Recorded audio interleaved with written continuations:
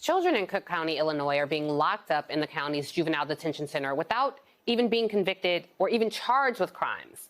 Quote, only because the state's child welfare agency doesn't have anywhere else to house them, according to the investigation by WBEZ. Now, this report also reported that dozens of children over the past year have been locked up, even when judges have ordered their release. NBC News has not independently verified this, but we did reach out to the Illinois Department of Children and Family Services for comment, and here's what they told us in part. DCFS is adding beds, developing new programs for youth in care, and providing funding to our private partners to both expand their facilities and attract and retain professional staff.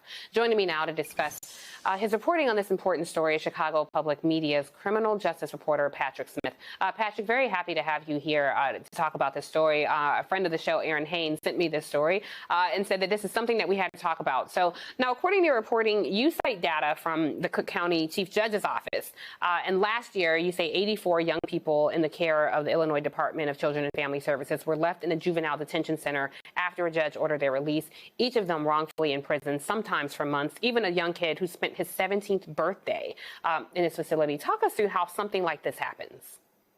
Yeah, so the numbers I have are directly from the Cook County Juvenile Jail and from the probation department there. There were 84 instances, as you just said. What happens here is these are young people who are in the care of our child welfare agency who end up in the juvenile jail in connection or alleged connection with the crime. They spend some amount of time there by order of a judge or waiting for their case to sort of be handled. And then a judge says, okay, you're free to go. There's no reason for you to be in jail anymore. But the child welfare agency is unable to find a place for them to live. So they just stay locked up waiting for suitable placement. And as you mentioned, I mean, the average was almost 2 months of a wait in 2021. As you said, that there's a kid who's still in there, or at least was still in there as of last week, 8 months after a judge had said this youth should be able to leave jail. Well, the reason why I was so vested and interested in this story is because this is not specific to Cook County. Children being locked up in facilities across the country is a huge deal. Now, I do have to say they dispute your numbers. Part of the statement from the Illinois Department of Children and Family Service read that there are currently 8 children who are RUR, 3 of which became the responsibility of DCFS after their caregivers refused to pick them up. In the past fiscal year, DCFS has worked to find placements for 43 other youth who are involved in the justice system. You know, I have to tell you, Patrick, if it's 84 kids, if it's 1 kid, should we really be locking kids up in this capacity at all? And I'm certainly put in the mindset of Kalief Browder, the infamous case of a child being locked up at Rikers. He, of course, sadly and tragically later took his own life. But your response to their response? Yeah, I know that they have different numbers. I've been obviously throughout reporting the story and after the story came out, been in almost, daily contact with the agency.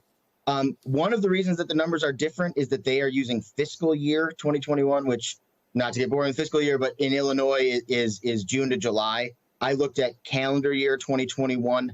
The only other thing I can say beyond that is that, as I said, I have direct data from the juvenile jail here in Cook County. One possibility for the difference between the two numbers is that what I have are 84 instances when a youth in DCFS's care was left behind bars in 2021. It is possible, because obviously it's anonymous data, because these are children who are, allegedly or were involved in crimes, but either way, these are children. So it's possible that there's a couple youth who were in the jail, waited to be placed, were placed, and ended back up in there. But I am absolutely confident in those numbers. I did a lot of reporting on this story. And again, I think the big reason between the difference is just the difference between fiscal year 2021 versus calendar year 2021. I mean, the fact that they alone are saying there's 8 kids right now who are going through this, I think shows what a pressing problem this is. Right, absolutely. And, it's interesting because we're having a lot of conversation in this country right now about the welfare of children. And there are so many people in the anti-abortion movement who are saying they're so concerned about children. But this kind of thing happens in jurisdictions all across this country. So if the anti-choice people are looking for something to do, why don't you focus on this and not my uterus? But anyway, I'll move on to the next question. You originally reported this story in 2015, and the state promised to make changes. here we are discussing the same story nearly 7 years later. What needs to happen for this to get better? That is a really good question. I think the big thing, it comes down to what you mentioned in the statement from DCFS, which is adding more capacity and more attention on this specific problem. As you mentioned, I reported on this back in 2015. And in the years immediately after that story, things got better. The number of kids waiting went way down. Their wait time went way down. I sort of, I think it's good to do due diligence like this. Went back and checked now, and it's like, oh no, after the problem had been not solved, but had gotten better, it was ticking back up again. And it was back to almost where it was when I initially reported on it in 2015. So obviously public attention, public pressure makes a difference in this case and prompted response before. Hopefully it prompts response now. And I hope that we have helped and aided in adding public pressure, because when you put yourself in the mindset of a child who is currently behind bars, not enjoying this beautiful weather today, not living the life of, a carefree child that children so deserve as they're coming into adulthood, it's just heartbreaking. Season 4 of The Wire dealt with issues like this, and it's just a tragic story.